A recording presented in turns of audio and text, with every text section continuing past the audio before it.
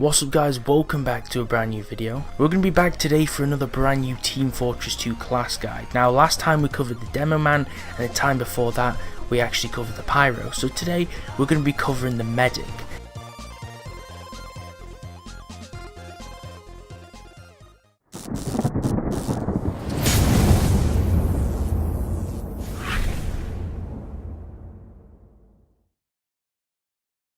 Now, I don't usually play medic, so this is going to be a beginner's guide. This is going to be focused more on people who are new to the game or people who are more casual players who don't really know so much about the class. So if you're an intermediate player or a serious pro player or someone who plays a lot of competitive, for an example, then this video won't be useful to you and you are not the target audience of this video. Medics have 150 base health, so we're just going to be jumping into the main class information, and one headshot, one backstab, or a really well placed rocket, example a really close range direct hit from a soldier or something, will one shot you, so you are still pretty weak. You are kind of considered one of the weaker classes along with the spies and obviously the scouts, for an example. And the medic's unique.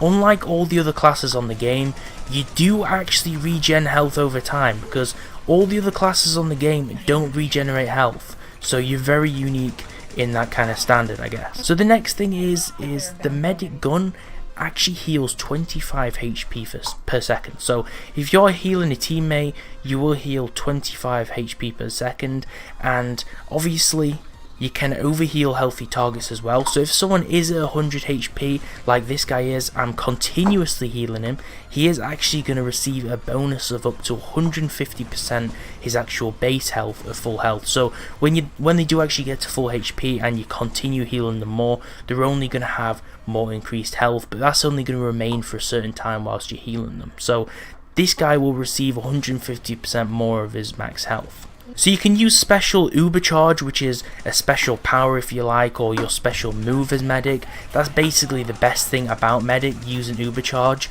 And the reason to use uber charge is basically to make friendly targets invincible, which basically means they've got god mode, for 8 seconds. And that means that they won't be able to be targetable, they won't take any damage from literally anything for 8 seconds, which makes it a really good strategy to use. The uber charge is great for a start to use on heavies, because heavies are super tanky and they have great pushing power, as well as pyros, because an invincible pyro for 8 seconds, he can cause a lot of damage in those 8 seconds. He can run into a whole crowd of people and take out up to 3 or 4 people at once if it's a good pyro, so that's always another great class to actually prioritize when using uber charge. It takes 80 seconds to actually build up a full uber charge after you actually heal someone, which is quite a long time if you think about it, but the rate will actually double if you're actually healing hurt allies, and using the normal medigun is best used, in my opinion, in an offensive setup for pushing.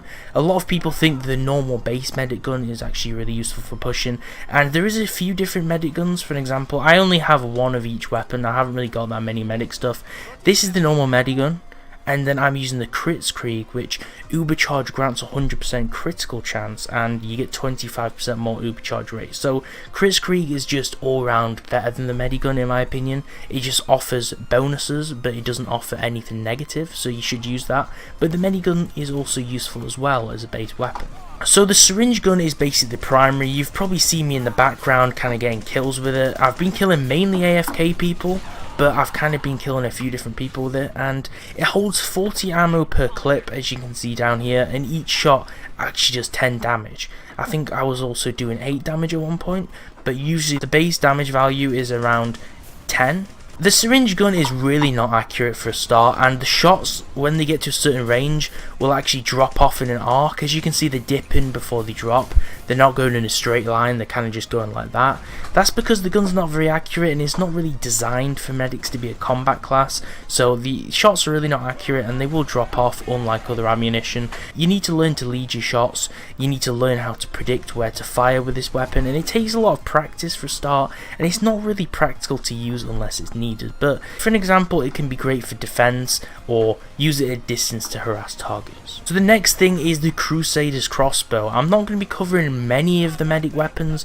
Like I said, I did cover the bonus healing item, and I'm going to be covering the bonus offensive item, just because a lot of you guys will actually be interested in how it works. Now, the Crusaders Crossbow, unlike the normal syringe gun, this weapon is actually going to have one syringe per clip.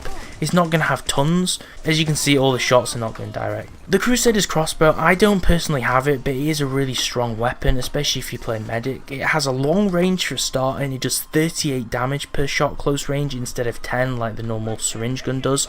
And hitting allies with it, because you can use it as a healing weapon as well, because remember, you are a support class, hitting allies with it instead of enemies will actually heal them for 42 health, which is quite a lot if you think about it.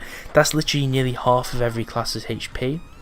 And one thing you need to worry about though is if you're going against pyros, they can actually use their air blast ability when they right click with the flamethrower, and it will actually deflect any crossbow shots you shoot. So if you are using the Crusaders Crossbow, they can completely deflect it back at you, and if they're good, they might even hit you, and if it's a crit, it'll probably one-shot you, so you need to be super careful about that. But like I said, if you have a good aim, you can really punish enemies at a long range, and it does so much damage. Especially with a crit, you can one-shot a lot of the squishy classes. So the next thing is the bone saw. As you can see, I'm using the other one, which is the uber saw. I may as well just give you a description of what the uber saw does.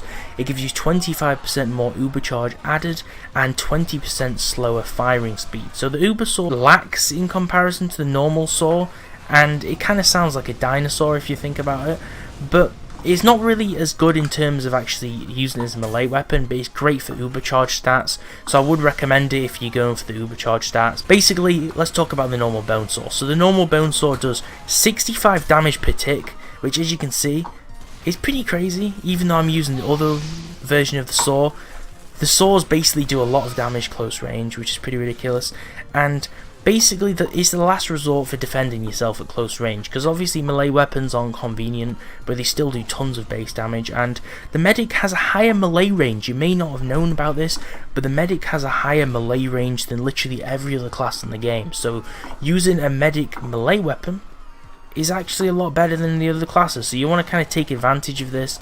And usually if you're in a melee fight, a purely melee fight, you're going to win as a medic, unless they get random crits or something like BS that kind of makes it so you don't get the kill. Usually you're going to win an engagement. The last thing we're going to cover is heal prioritization and heal target selection. So first of all, you want to heal allies that are the closest enemies first, because they're going to be the ones who are going to be taking the most damage. And then secondly, you want to heal allies which are actually closest to you. This is because most of the time, if they're closest to you, you've got really easy access to them, and this is also most likely the best thing to do when they're not in danger. And then you want to heal the classes that will most likely push away from you, or who won't actually stay close to you.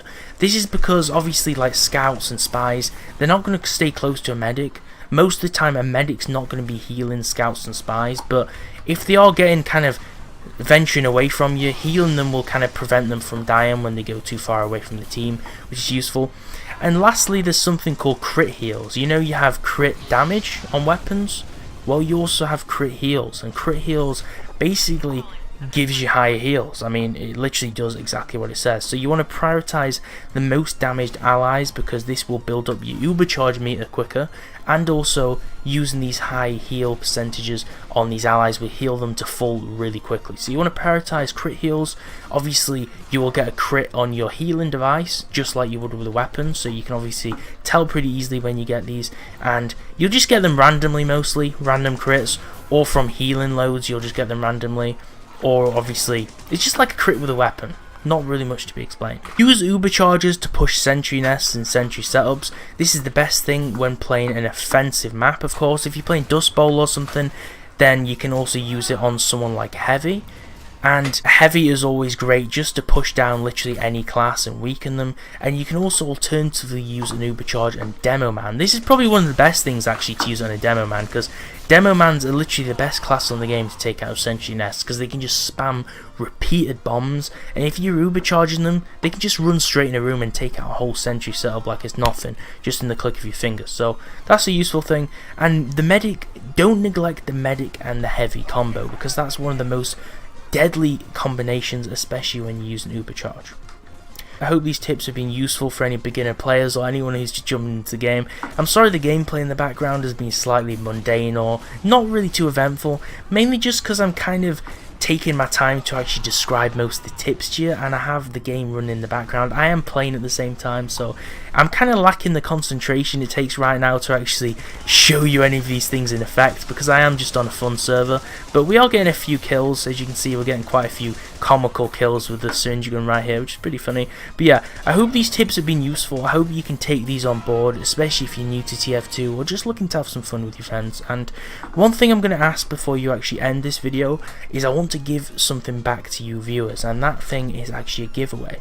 So if you want to get the chance to win a free game every single month, I do a free game giveaway every single month, and there's a chance you'll actually win the game because we don't have many subscribers right now, which means there's not as many people entering the giveaways. So now is the best time for you to subscribe and enter the giveaways, because there's more of a chance of you winning, because right now the channel's not as big as it could be. So subscribe right now and smash a like on the video. It takes a second and it's free. You don't have to do anything, and it shows me that you actually appreciate the content, and it means that I'll keep creating these guys and keep offering value to you guys and keep showing you tutorials on cool stuff. So you can enter the giveaway by going in the description below or the comments below. I always drop a link in both, and you can get the chance this month to win the Lego Hobbit game, and every single other month just win a random free game on Steam, which is super cool.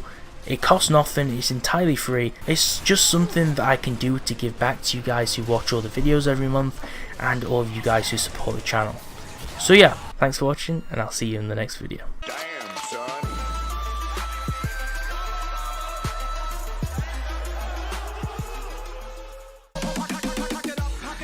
Let me begin. I came to win. Battle me, that's a sin. I won't tell a sack up. Punk, you better back up.